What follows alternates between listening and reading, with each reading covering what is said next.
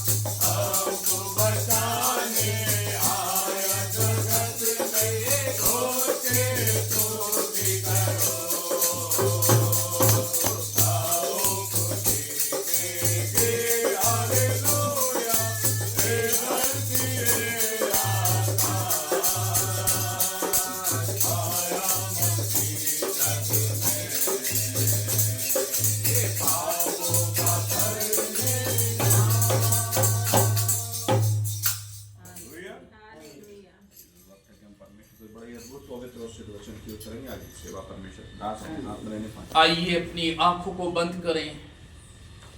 गीत का लेखक कहता है, ग्रहण करो तुम आज प्रभु को। और मैं और आप अपने जिंदगी में उसको कैसे ग्रहण कर सकते हैं? एक प्रश्न है। जब तक हम अपने गुनाहों को और पापों को ना छोड़ दें। जिस समय हम अपने जीवन के उन बुरे कामों को, बुरी आदतों को, बुरे सोचों को छोड़ देते हैं, उस समय यीशु हमारे अंदर होता है और सारा अंधकार बाहर हो जाता है। प्यारे प्रभु परमेश्वर, मैं आज की इस पवित्र शाम में बहुत ही धन्यवाद के साथ तेरे सन्मुख आता हूं परमेश्वर। धन्यवाद करता हूं प्रभु कि तूने ये शाम इस परिवार में दी कि जिनके साथ हम तेरी संगति कर सकते हैं। प्यारे प्रभु, हमने जो भी गीत गाए प्रभु, हमारे भजनों को स्वीकार करिए और इस वक्त अपने दास की ज़बान को छू ले और पवित्र कर दे, ताकि जो भी वचन निकले प्रभु वो आशीष का कारण बने। हमारी प्रार्थना है इस घर के अंदर में एक एक पर अपना अनुग्रह करे। सारा आदर महिमा आपको देते हुए प्रभु यीशु के नाम से मांगता हूं, आमीन आमीन।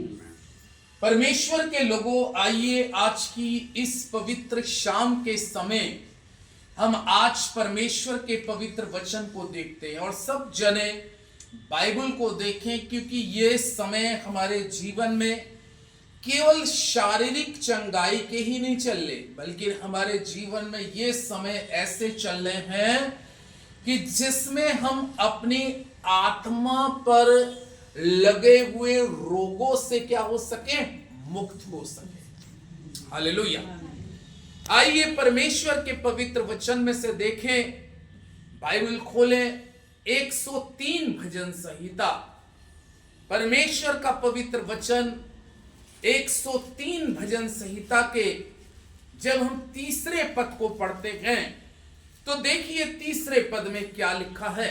जिसको मिलता है पढ़ने में अगुवाई करे। वही तो तेरे सब अधर्मों को क्षमा करता, वही तो तेरे सब अधर्मों को क्षमा करता और तेरे सब रोगों को चंगा करता है। और तेरे सब रोगों को चंगा करता है। हालेलुया। इस एक आयत में हम दोनों प्रकार की चंगाई देखते हैं। हालेलुया। एक है जिस्मानी चंगाई और एक है आत्मिक चंगाई। हालेलुया। आज वर्तमान समय के अंदर में यदि बात करें, संसार और संसार के लोग जो हैं वो शारीरिक चंगाई को ज्यादा महत्व देते हैं। लेकिन क्या आपको मालूम है कि हम शरीर में अगर बीमार होते हैं और उस बीमारी से हमें प्रभु चंगाई भी दे दे, लेकिन उसके बाद हम स्वर्ग के राज्य में जाने के योग्य नहीं है।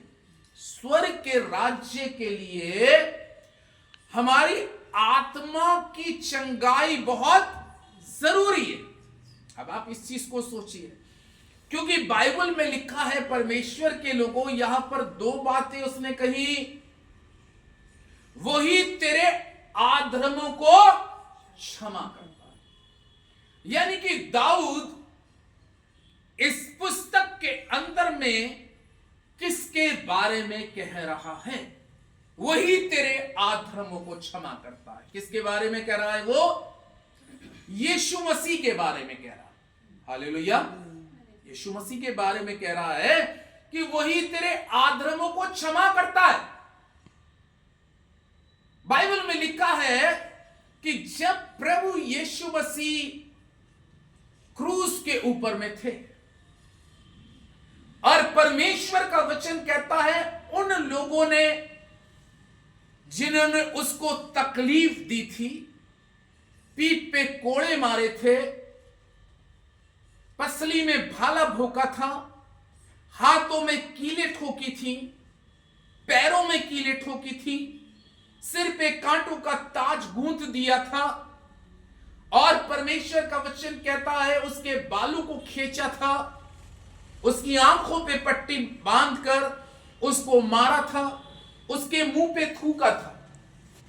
लेकिन जब प्रभु यीशु मसीह क्रूस के ऊपर में थे, और क्रूस के ऊपर में जब यीशु मसीह थे और उनके सामने सारे अधर्मी लोग खड़े थे, हालेलुया, सारे अधर्मी लोग खड़े थे जिन्होंने धर्म का विरोध किया था। जो धर्म का विरोध करता है वो अधर्मी होता है, और उस समय उसके सामने सब अधर्मी खड़े थे जिन्होंने वचन का विरोध करके यीशु मसीह को क्रूस पे चढ़ाया था। लेकिन अभी हम क्या पढ़ते हैं कि वो तेरे सब अधर्मों को क्या करता है?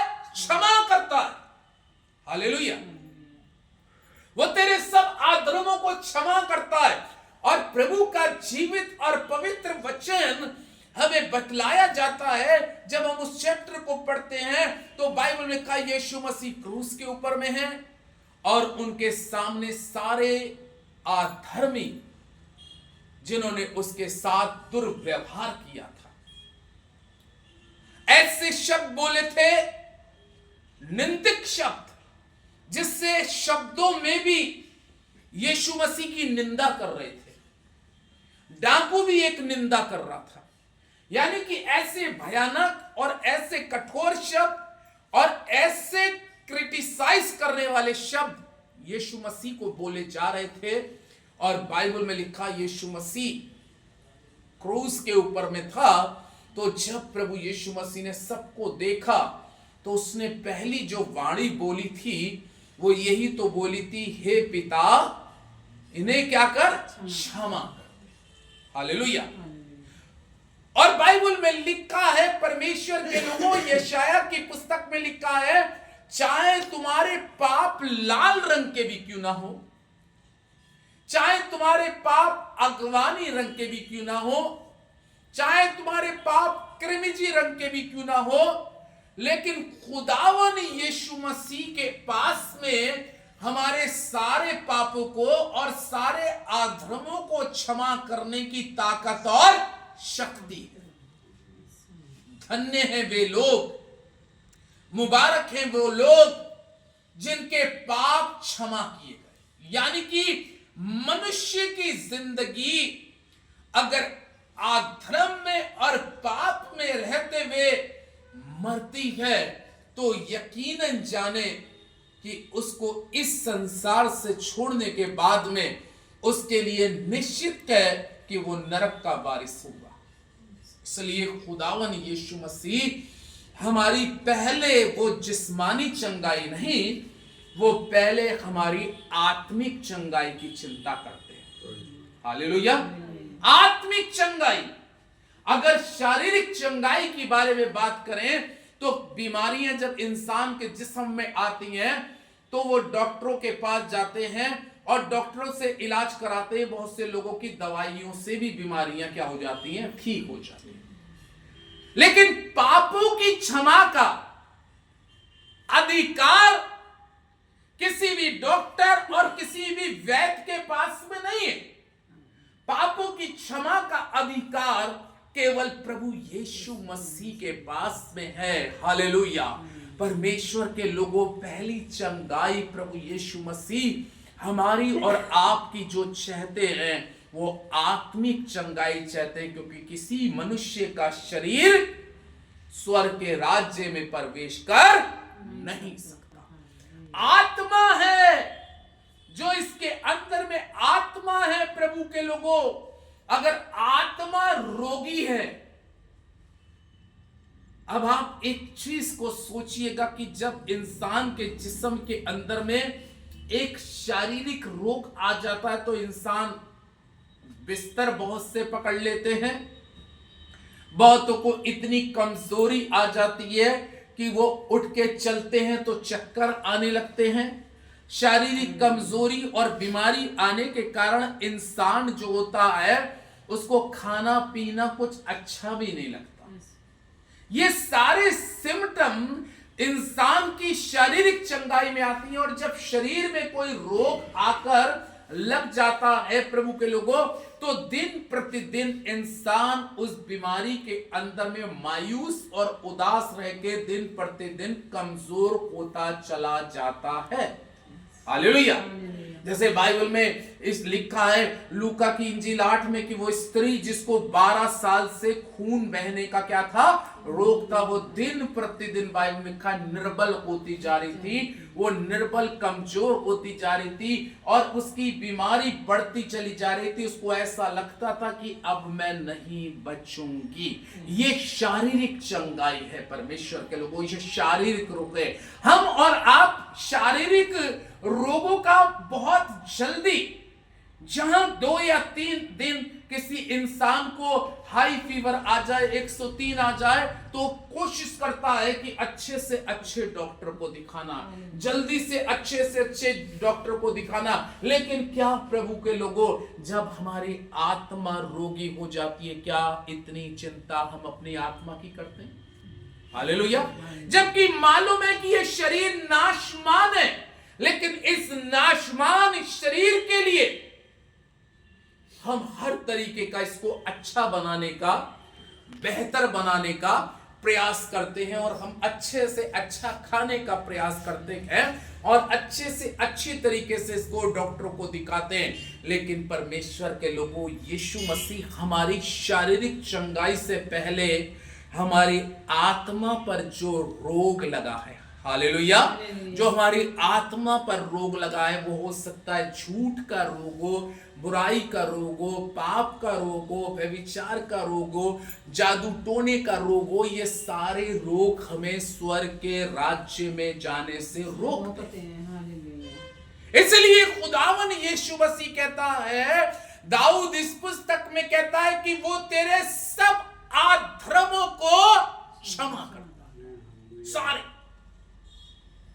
यूं तो अगर कहें, बाइबल में लिखा है कि अगर कोई कहे कि मैंने पाप नहीं किया, तो वो वचन कहता है वो झूठा है। ये साफ शब्दों में लिखा है, अगर कोई कहे कि मैंने पाप नहीं किया, तो वचन कहता है कि वो झूठ बोलता है।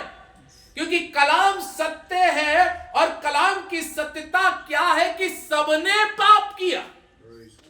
हालेलुया।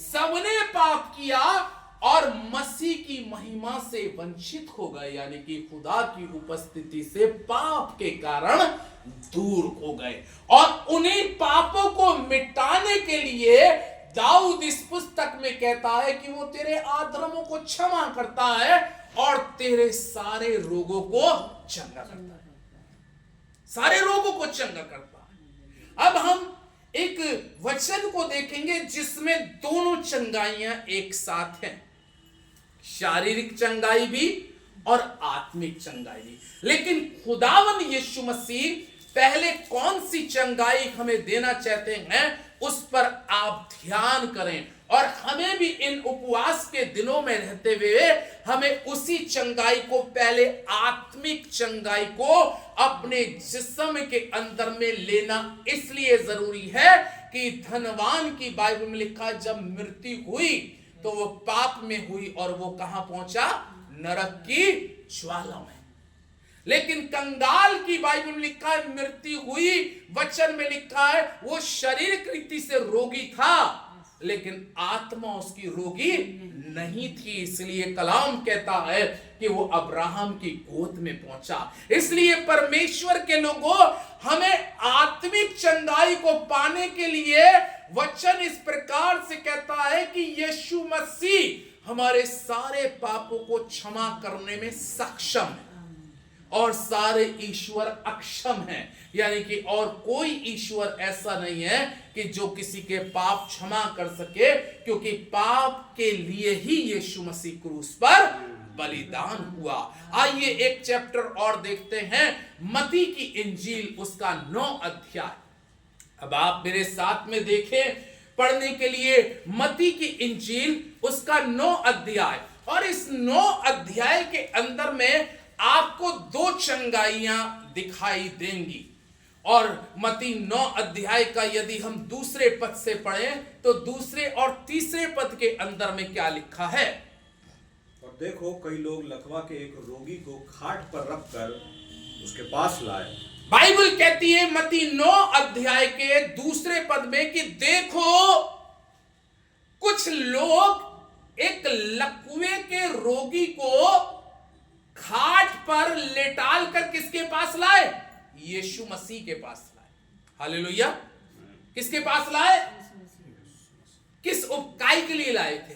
भाई ये व्यक्ति शारीरिक रीति से बेकार है। लकवे के रोगी को अगर आज हम कहें तो ये लकवे के रोग को अगर ऐसा भी बोल सकते हैं कि पोलियो, कहते नहीं कि पोलियो शरीर पे मार गया या पैरालाइज हो गया, भाई किसी काम का नहीं है, ये इसकी जिंदगी में क्या है? ये एक बड़ा शारीरिक रोग है। और लाने वाले भी जो थे यीशु मसीह के पास जो लाए थे, उनका विश्वास भी बहुत बड़ा था। हालेलुया।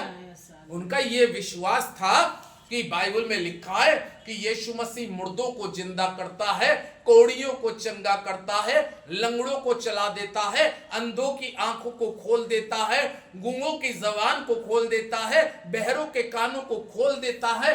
बड़े विश्वास के साथ में एक अपाहिज व्यक्ति को, जो लकवे का रोगी है, खाट पर रख के यीशु मसीह के पास लाए। यीशु मसीह ने देखा और बाइबल में लिखा है कि जब यीशु मसीह ने उन लोगों को देखा, लाने वाले को, तो लिखा है उनका प्रभु ने देखा विश्वास क्या है? बहुत बड़ा है।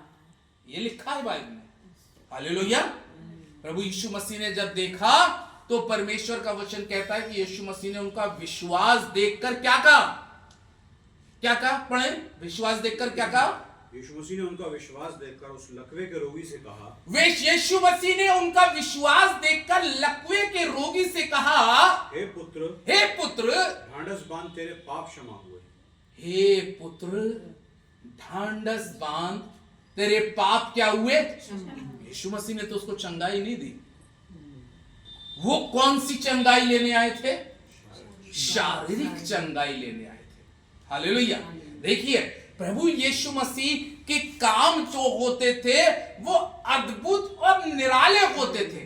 परमेश्वर मुझे और आपको आशीष अगर देना चाहता है तो वो केवल पृथ्वी पर ही आशीष देना नहीं चाहता, वो आशीष का द्वार स्वर्ग का भी खोलना चाहता है। जो हमारे अधर्मों के कारण, जो हमारी बुराई के कारण, जो हमारे पाप के कारण जो स्वर्ग के दरवाजे बंद हो जाता है गुनहगार के लिए, याद रखिएगा, एक गुनहगार व्यक्ति के लिए स्वर्ग का दरवाजा बंद है। हालेलुया। याद रखिएगा, एक गुनहगार पापी के लिए स्वर्ग का दरवाजा बंद है। इस तरीके का बंद है कि जैसे मत्ती 25 में लिखा है कि उसके बाद वो 5 कुमारियां आई और आके दरवाजे को खटखटाती रही, लेकिन अंदर से एक आवाज आई कि मैं तुम्हें नहीं जानता। इसी तरीके से खुदावन यीशु मसीह भी कलाम इस प्रकार से कहता है कि गुनहगार से वो प्यार तो करता है लेकिन उसके पाप से नफरत करता है, उसके गुनाह से नफरत करता है। इसलिए प्रभु यीशु मसीह ने इस लकवे के रोगी को देखा। आज हम किसी डॉक्टर के पास में कोई अपनी बीमारी का इलाज कराने के लिए जाएं, आजकल किसी बड़े डॉक्टर के पास जाएं, किसी भी बीमारी का लेके सबसे पहले वो जांचें लिख देता है। हालेलुया। क्या कर देता है? जांच कर देता है। भाई कौन सी बीमारी है इसमें? ये वाली जांच करा लेना, ये वाली जांच करा लेना, ये वाली जांच करा लेना, ट्रीटमेंट उसके बाद शुरू होगा। इसी तरीके से जब हम प्रभु के पास आते हैं कोई बीमारी को लेकर, तो वो बीमारी को देखने से पहले वो हमारी जांच करता है कि ये बीमारी कहां से आ गई, इस बीमारी का आने का क्या कारण हुआ। क्योंकि बाइबल में साफ शब्दों में लिखा है कि कुछ बीमारियां जो हमारे जिस्म में आती हैं वो हमारे पाप और गुनाह के भी कारण आती हैं। याद रखिएगा, बहुत सी बीमारियां जो मनुष्य के जीवन में आती हैं वो उनके पाप के कारण आती है, क्योंकि जब शरीर पाप करता है तो आत्मा पापी होती है, और जब आत्मा पापी होती है, शरीर ने पाप किया तो शरीर का पाप शारीरिक रीति से बीमारी में आएगा, और इस शरीर से किए हुए पाप आत्मा के विरोध में काम करते हैं, इसलिए आत्मा भी रोगी हो जाती है। प्रभु यीशु मसीह ने वचन में लिखा है, लोग उठा के लाए कि ये इसको यीशु मसीह का हाथ रखेगा, इसके पैरों पे हाथ रखेगा या फूंक मारेगा, इसके चंगाई देने के नजारे लगे, लेकिन प्रभु यीशु मसीह ने सबसे पहले उसकी चंगाई के बारे में जांचा कि ये चंगाई होएगी कैसे। इसके लिए स्वर्ग का दरवाजा बंद है, पहले तो इसके लिए स्वर्ग का दरवाजा खोला जाए। हालेलुया। पहले तो इसके लिए स्वर्ग का दरवाजा खोला जाए, और स्वर्ग का दरवाजा बंद इसलिए है क्योंकि इसके कुछ पाप ऐसे हैं जो पाप होने के कारण इसका जिस्म अपंग हो गया है। इसका जिस्म, आधा शरीर ने काम करना छोड़ दिया है और ये चरपाई पे अपाहिजों के समान पड़ा रहता है। याद रखिएगा, जब मनुष्य की जिंदगी से कुछ गुनाह होता है, और उस गुनाह की, मैं सबोदेशक की पुस्तक को जब पढ़ रहा था तो बाइबल में लिखा है कि बहुत से गुनाहों की सजा इंसान को बहुत जल्दी नहीं मिलती। ये भी चीज बड़ी खासियत है, बहुत जल्दी सजा नहीं मिलेगी। तो गुनहगार क्या सोचता है, शायद परमेश्वर देख नहीं रहा, तो वो गुनाह की स्पीड को और बढ़ा देगा और बढ़ता चला जाएगा। लेकिन परमेश्वर जो देख रहा था, वो सोच रहा था, इंतजार कर रहा था कि ये व्यक्ति रियलाइज कर ले, ये पश्चाताप कर ले, तो मैं इसको क्या कर दूं, क्षमा कर दूं, तो मैं क्षमा करूं। परमेश्वर इंतजार करता है कि मनुष्य अपने पाप से, अधर्म से फिरे तो मैं क्षमा करूं, लेकिन गुनहगार सोचता है कोई शायद देख नहीं रहा, इसलिए गुनाह करता जाता है, इसलिए उसकी सजा जो होती है थोड़ी देर में होती है, लेकिन होगी जरूर। जब इस व्यक्ति की मैं टेस्टमनी पढ़ रहा हूं और इस व्यक्ति के जीवन को देख रहा हूं, तो कहीं ना कहीं, क्योंकि जब तक हम मन से अपने गुनाह का अंगीकार नहीं करेंगे तब तक वो क्षमा भी नहीं करेगा। हो सकता है जो उठा के लेने वाले आए होंगे तो वो तो शारीरिक चंगाई की, इसकी शिफा की आशीष को मांगने आए थे, लेकिन ये खुद जानता था कि अब गुनाह तो मुझसे हुआ है, इसलिए ये शरीर में बीमारी मुझको क्या करना पड़ेगी, झेलनी पड़ेगी। वो रियलाइज करता होगा, पश्चाताप करता होगा, लेकिन हो सकता है मन ही मन करे। आपको बहुत से लोग कहते हैं कि भाई रो रो के पश्चाताप करो। अरे भाई, रो लोग बहुत से तो मगरमच्छ के आंसू भी रो लेते हैं। अब आप उसको क्या कहोगे? भाई रोने से मतलब नहीं है। रियलाइज जो है, पश्चाताप जो है, वो मन से होता है। आप अगर मन से किसी चीज को महसूस कर ले कि ये मैंने गलती की है, ये पाप किया है, अब नहीं करूंगा, तो यकीनन जाने उस घड़ी ही परमेश्वर आपको क्षमा करने की ताकत रखता है। ये व्यक्ति का अनुभव मैं अपने तरीके से बता रहा हूं। कहीं ना कहीं इसको मन में खेद है, मन में कहीं ना कहीं दुख है, और लोग इसकी शारीरिक चंगाई की चिंता करते हुए लेके आए। आज के समय में कोई गुनहगार को उठा के नहीं लाता, लो भैया ये गुनहगार को हम लेके आए, इसके लिए दुआ करो और इसको सुनाओ वचन की पाप की क्षमा मांगे। बीमारों के लिए तो बहुत लोग लेके आते हैं कि बीमारों को इनके लिए दुआ कर दो, इसके पेट में दर्द है, इसके कमर में दर्द है, इसमें दुष्ट आत्मा है, ये सारी चीजें।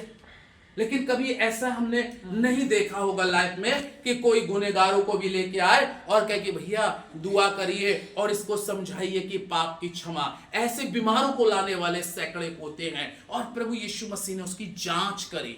जांच में देखा इसके जीवन के पाप है, तभी तो यीशु मसीह ने कहा, हालेलुया।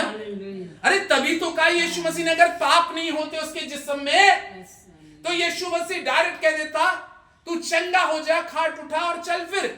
लेकिन उससे पहले कि प्रभु यीशु उसको चंगाई दे, उसने चंगाई की चेकिंग जो करी, उसकी बीमारी की जांच करी, जो पता चला कि इसके पाप हैं और पाप के कारण इसका शरीर अपंग हो गया है, बेकार हो गया है, और इसका ये पश्चाताप कर रहा है। वो पश्चाताप के साथ कर रहा था, मन ही मन कर रहा था। लोग तो उठा के लाने वाले थे कि ये चंगाई शरीक हो जाए। जब यीशु मसीह ने उसके मन को देखा, उसकी जांच को करा, तो परमेश्वर का वचन कहता है, यीशु मसीह ने उससे कहा, हे पुत्र ढांढस बांध, तेरे पाप क्षमा हुए। यीशु मसीह ने उसके पाप क्षमा करे। लोग एकदम चक्के हो गए, अरे हम तो यहां पर यीशु मसीह के पास लाए थे कि ये तो उठे और चले। अगर प्रभु यीशु मसीह उसको उसी समय चंगा कर देता ना, तो जितने पाप उसके पहले थे उसके डबल करना शुरू कर देता। हाँ, फिर तो और पाप कर देता। तो मुझे प्रभु ने चंगा कर दिया भाई, उसको प्रभु मुझको जांच नहीं पाया, परमेश्वर मुझे चेक नहीं कर पाया, यानी कि प्रभु भी अंधा है, इसको भी मेरे पाप नहीं दिखाई दे। इसलिए प्रभु की आंखों के सामने हमारा एक एक पाप बिल्कुल स्पष्ट रखा है। इसलिए उसने कहा, हे पुत्र ढांढस बांध, तेरे पाप, वही तेरे अधर्मों को क्षमा करता है। वो अधिकार यीशु मसीह के पास में था और यीशु मसीह ने उसके पाप को क्षमा किया। हालांकि वहां पर कुछ फरीसी, शास्त्री और शास्त्र का ज्ञान रखने वाले ऋषि आने लगे और कहने लगे, ये परमेश्वर की निंदा करता है, इसको पाप क्षमा करने का कोई अधिकार नहीं है। लेकिन 5वें पद में पढ़िएगा, 5वें और 6ठे पद में क्या लिखा है? सहज क्या है ये कहना कि तेरे पाप क्षमा हुए, सहज क्या ये कहना है कि तेरे पाप क्षमा हुए, या ये कहना कि उठ और चल फिर, या कहना है कि उठ और चल फिर। 6ठा आगे का पद, परंतु इसलिए कि तुम जान लो कि मनुष्य के पुत्र, इसलिए कि तुम जान लो कि मनुष्य के पुत्र को पृथ्वी पर पाप क्षमा, पृथ्वी पर के लोगों का पाप क्षमा करने का क्या है? अधिकार। यानी कि यीशु मसीह के पास में एक ऐसी शख्सियत इस पृथ्वी पर उत्पन्न हुई जो मरियम के माध्यम से हुई, और कलाम कहती है कि वो निर्दोष यीशु था जिसको क्रूस पे चढ़ाया गया, इसलिए उसको पाप क्षमा करने का पृथ्वी पर अधिकार है। किसी को इसके अलावा किसी को पाप का क्षमा करने का अधिकार नहीं। किसी के पास ये वरदान पाप के क्षमा करने का अधिकार नहीं है, केवल यीशु मसीह के पास में है। इसलिए खुद प्रभु यीशु मसीह कहते हैं इस चीज को, तुम ये जान लो कि परमेश्वर के पुत्र को मनुष्य के पृथ्वी पर पाप क्षमा करने का क्या है? अधिकार है। और मैंने इसके पाप को क्षमा इसलिए कर दिया क्योंकि इसने अपने अधर्मों को मेरे आगे मन ही मन क्या कर लिया? स्वीकार कर लिया, मान लिया। और परमेश्वर का वचन कहता है नीति वचन में कि जो अपने अपराध को छुपा रखता उसका काम सफल नहीं होता, और जो अपने अपराध मान लेता है और छोड़ देता है उस पर दया की जाएगी। और प्रभु यीशु मसीह ने सबसे पहली चीज उस पर दया जो करी, उसके पाप क्षमा कर दिए। हालेलुया। पाप क्षमा होने से नंबर 1 बेनिफिट, इसको एक बड़ी ब्लेसिंग तो ये मिल गई कि उसके लिए स्वर्ग का द्वार खुल गया। हालेलुया, स्वर्ग का द्वार खुल गया। दूसरी चीज, उसके बाद प्रभु यीशु मसीह ने कहा, अपनी खाट उठाकर अपने घर चला जा। और परमेश्वर का वचन कहता है कि वो उसी घड़ी क्या हो गया? चंगा हो गया। अपनी खाट उठा। अभी तो लोग खाट पे रख के लाए थे, अभी तो खाट उठाने वाले दूसरे थे। देखिए, अभी तो खाट उठाने वाले दूसरे थे, लेकिन अब खाट उठाने वाला खुद हो गया। हालेलुया, ये है प्रभु की ब्लेसिंग। उसने कहा अब तुझे इस खाट पर पाप में पड़ने की अब जरूरत नहीं है। अब तुझे तो ये काम है, अपनी खाट उठाकर अपने घर चला जा और मेरी प्रशंसा, मेरी बड़ाई कर, लोगों को बता दे कि यीशु मसीह ने मेरे पापों को क्षमा किया और मुझे इस बीमारी से बाहर कर दिया। वही तेरे अधर्मों को क्षमा करता है और तेरे सब रोगों को चंगा करता है। ये आशीष केवल यीशु मसीह के पास में है और किसी के पास में नहीं है। इसलिए कलाम कहता है कि जिसने हमारे अपराध क्षमा किए, ऐसे ही हमें अपने अपराधियों को भी क्या करना है? क्षमा करना है। हमें भी क्षमा करना है। अगर हम क्षमा करते हैं तो यीशु का स्वभाव हमारे अंदर है और हम अपने इस स्वभाव से यीशु मसीह की पहचान को बढ़ाते हैं और उसके नाम को आगे बढ़ाने का कारण बनते हैं। खुदा इस वचन पर आशीष दे। आइए दुआ करें। हमारे जीवित महान प्रेमी सामर्थी अद्भुतकारी परमेश्वर, राजाओं के राजा, प्रभुओं के प्रभु, हम बड़ी नम्रता और दीनता के साथ तेरे पवित्र चरणों में आते हैं और आज की संध्या काल में दुआ करते हैं। प्रभु तेरे पास में हमारे अधर्मों को क्षमा करने की ताकत है, हमारे पापों को क्षमा करने की ताकत है, हमारी बीमारियों को चंगा करने की ताकत है। प्रभु तूने उस लकवे के रोगी के पाप को भी क्षमा किया और उसके रोग को भी चंगा किया। खुदावंद इसी तरीके से उपवास के दिनों में हमारे पापों को क्षमा कर दे परमेश्वर, और हमारे जिस्मानी शरीर को हर कमजोरियों से, बीमारियों से बाहर कर दे परमेश्वर। हमें स्वस्थ भला चंगा रखने की आशीष दे। दुआ करते हैं इस परिवार के लिए, हरिराम अंकल के लिए, प्रभु आंटी के लिए परमेश्वर आपका विशेष साया आंटी के जीवन पे, अंकल के जीवन पर, सिस्टर लता के जीवन पर, राम अवतार भैया के जीवन पर, इनकी बेटी क्रिस्टीना के जीवन पे बना रहे। तेरी ओर से प्रभु ये परिवार आशीष होने पाए, उनकी उन्नति बढ़ोतरी होने पाए। प्रभु भाई बंटू के लिए, ललित के लिए भी दुआ करते हैं, आपका साया जैसे अब तक तेरे लोगों पे है आगे भी बना रहे प्रभु जी। अंजू सिस्टर के लिए दुआ करते हैं, मानवेतर भाई के लिए, प्रभु उनके दोनों बच्चों के लिए, पूरे परिवार पर हम तेरी दया दृष्टि करुणा मांगते हैं। खुदावन तूने हमें जिंदा रखा और इस जिंदगी में हम आत्मिक रीति से भी जिंदे रहे परमेश्वर, और तेरी खिदमत को पूरी आत्मा सच्चाई से करके तेरे कार्य को आगे बढ़ा सके। इस परिवार के बीच में तूने जो भी अपनी महिमा ली, इसके लिए हम आपका धन्यवाद करते हुए सारा आदर महिमा आपको देते यीशु के नाम से, आमीन।